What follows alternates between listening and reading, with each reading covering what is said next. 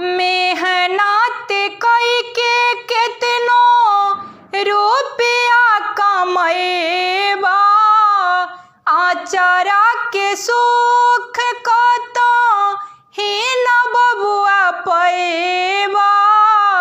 सपना न होई कबो पूराए बबुआ, माई बिना जिंदगी अधूरा ए बबुआ, माई बिना जिंदगी अधूरा।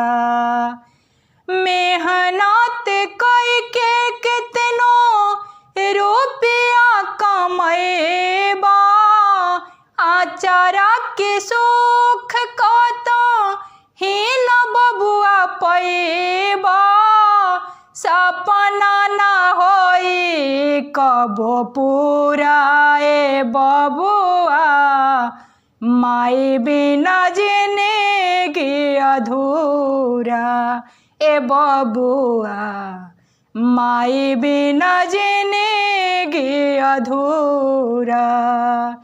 ममता के आंचल में तोहरा के पलली, तिल गरमाई तोहरा देहिया में मलली। ममता के आंचल में तोहरा के पलली, तिल गरमाई तोहरा देहिया के मलली। अपने न खैली तोह के खियली, अपने न खैली तोह के खियली। सोचली न कबो तोहर बुराए बबुआ, माई बिना जिंदगी अधूरा ए बबुआ, माई बिना जिंदगी अधूरा। मेहनत कई के कितनो रुपया कमैबा, आचारा के सुख बबुआ कतही न पैबा।